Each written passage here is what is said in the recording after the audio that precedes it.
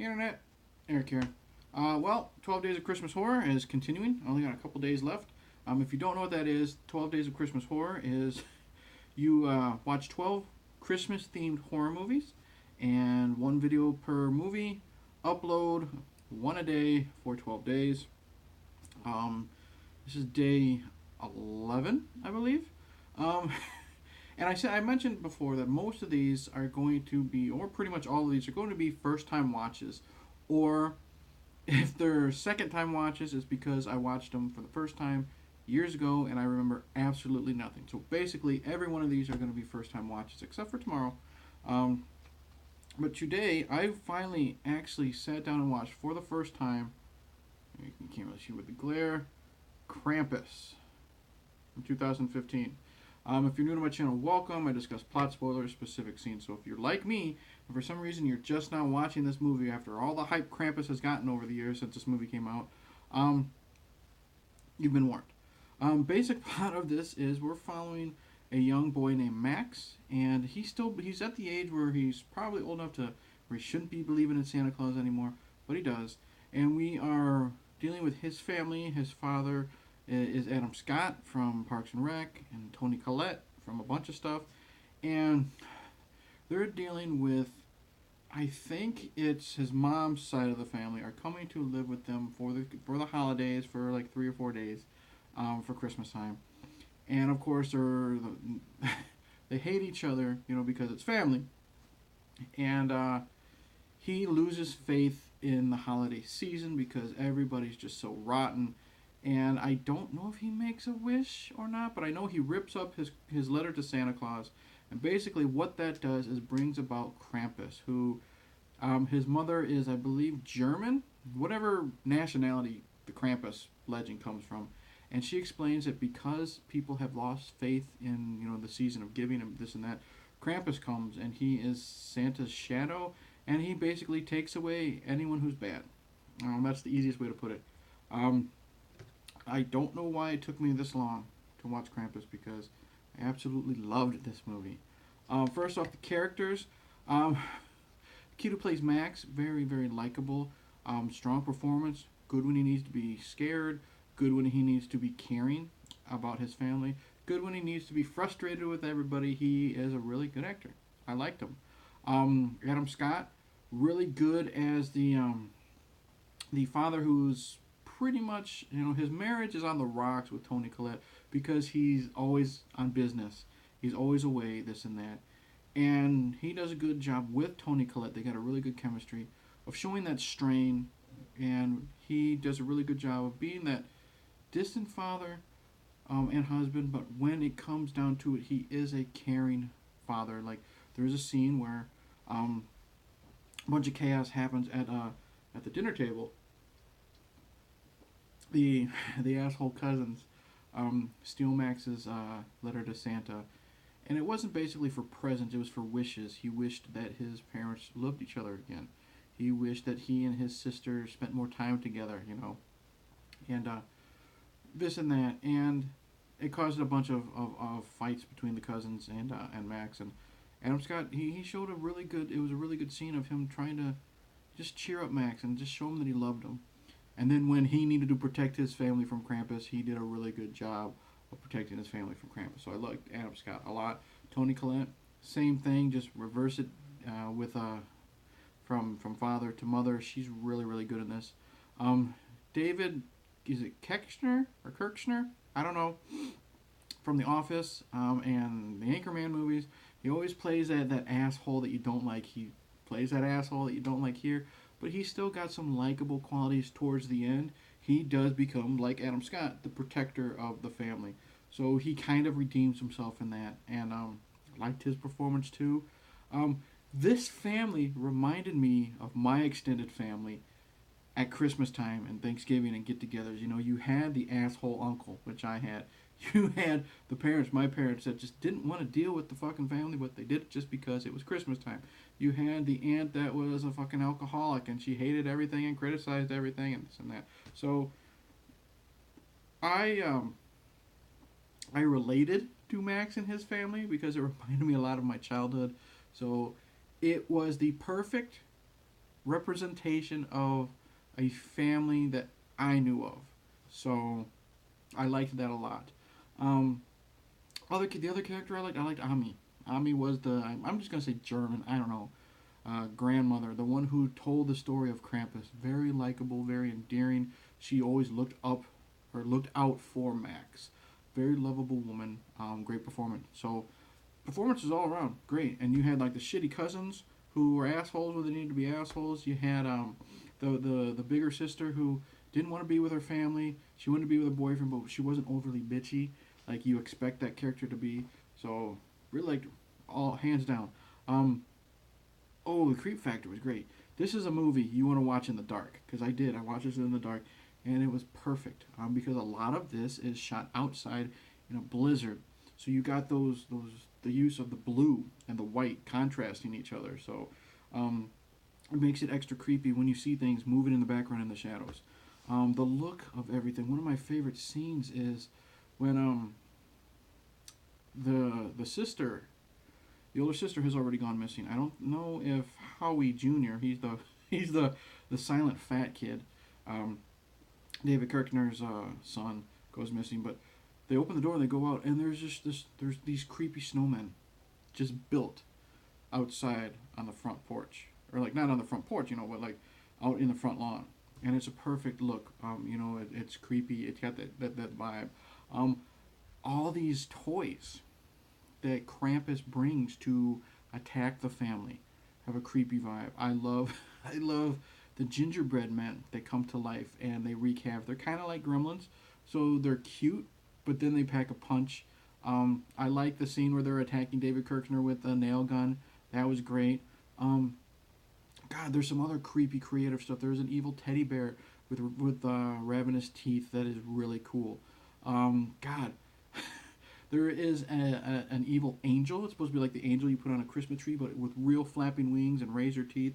That is horrifying. I love the gigantic Jack in the Box creature that looks. It's got the evil jester face, but the mouth opens, kind of like It made me think of like the vampires in Blade 2. Where they had like the vagina mouth or whatever. And you actually see that jester. Jack in the Box thing actually swallow a kid, and you see like the feet sticking out of the mouth, and you see the kid going down like the little a springy part that does have the box connected to the back. What else? The Krampus's elves, fucking horrifying. And then when we finally see Krampus himself, um, a lot of times he's just like this big goat creature. All right, you've seen like a Christmas Horror Story or any picture of Krampus that's like on those straight to home video movies. This one looked really fucking cool because he's got the goat hooves.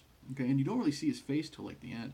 He's got these goat hooves, and he's covered up with like this oversized like Santa jacket, I guess, but he got horns sticking out. He got long fingernails and long fingers that you see, and then when you finally see his face, it's under like a Santa mask, but the Santa mask is all twisted and evil, and loved it. Some jump scares that are pretty creative, and those a lot of people hate jump scares. I'm personally a fan if it's not overkill. I think these were spaced out very well. They're good at bringing the tension up when they get you. You laugh, you have fun, and then you get back into the movie.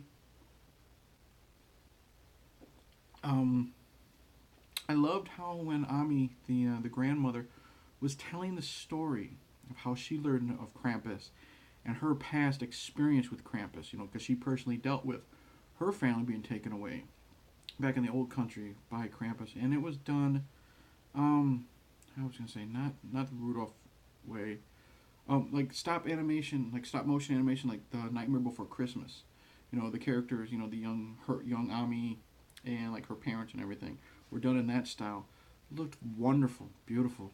God, so much of this movie, I loved how the creatures when they're trying to get the kids are smart. Like the Howie Jr. There's this joke about him getting fat, right? And like every time you see him, he's eating or drinking like Mountain Dew or something, and his dad just says, he's trying to fatten him up, to be or toughen him up to be like a football player or something like that. I don't know. And the gingerbread men are they Like one of the gingerbread men is like on like a fishing line, wrapped around, comes down the chimney, and it's like it made me think of like James Woods, ooh, piece of candy, and then they get him type of thing, one of those like hook and bait type of thing, and that's a great scene because he actually bites the head off of the, or not the head, but he takes a bite out of the head of the gingerbread cookie, and then the gingerbread cookie suddenly reacts, basically says ow, and then goes after him, and it's a fucking intense scene when the kid gets pulled up the chimney and the whole family are trying to grab on him, pull him out.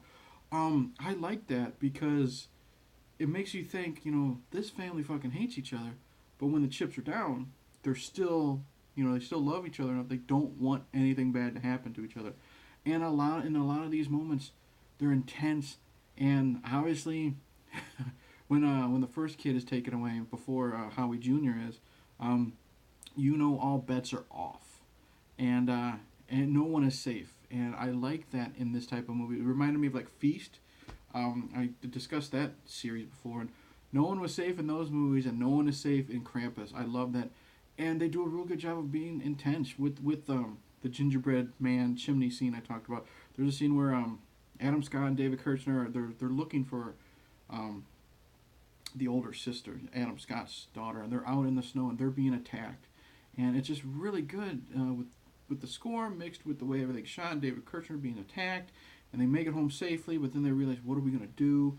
God, so good. Like when that fucking angel attacks Toni Collette, creepy, and she gets Christmas lights or something wrapped around her neck, and she's being hung, and then finally the drunk old aunt finally makes herself useful other than, watching the baby. She's got a shotgun. She's taking out everything. It's a lot of fun. The action is great. The action is well done. I love when that final scene with the Jack in the Box. Holy shit. When that's attacking people.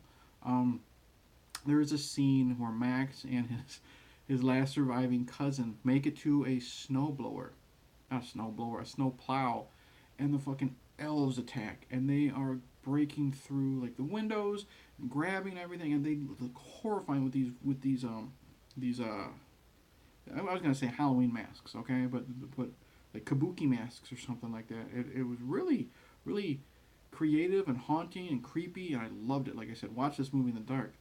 And then the best part is where we get to see Krampus's sleigh and what they're hitched up to, and all of his elves there, with their little sticks and this and that, and it's really fucking creepy. And then one of the best parts, which I will not spoil, but I will say this. The final confrontation between Max and Krampus, because Max feels the blame for this, because he thinks it was because of him ripping up the letter, that's what brought Krampus into the neighborhood to attack his family, what have you. And the final confrontation with him and Krampus was very intense. I didn't see how it would end, the result. It was a holy shit moment. I liked it a lot. Yeah, really ballsy. And then the ending, because that's not the end of the movie. The ending got me as well. Didn't see that coming, and I absolutely loved it. And then that final shot of the movie is beautiful. Perfect. One of those wow moments. And then I love how the credits are when the credits are going. I think the score or the instrumental is, what is it? Not Carol of the Bells, but it's like to the tune of like a Krampus song.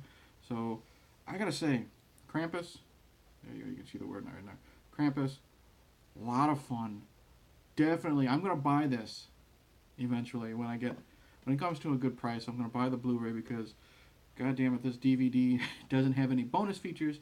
And when I tried to watch them, it said, buy the Blu-ray for all these bonus features. I want to see how they made the movie. I want to see more about this movie. I had a lot of fun. I wish I had seen it a long time ago, but I'm happy that, no offense to you, Frenzy, I know you wanted me to, or you had mentioned Christmas Evil, which I will eventually get to, probably next year. But I'm kind of glad that this one showed up in the mail and I didn't have to do Christmas Evil, because I absolutely fucking loved Krampus. Highly recommend it if you're one of the few people like me that still haven't seen it. So that's it.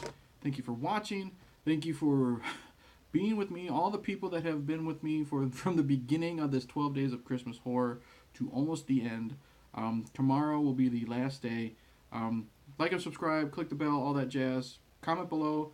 Go in the playlist, start at the beginning, watch all the 12 days that I've gotten so far. Tomorrow will be the last one, and I didn't know how I was going to end with Krampus, but it's ending on a good note. Spoilers. My final days, 12 Days of Christmas Horror, it's going to be Santa's Sleigh, one of my yearly watches. But if you want to know why, you have to wait till tomorrow. But in the end, I will say, cheers, happy horror days, violent night, all that shit. See you tomorrow, and a shepherd must protect his flock.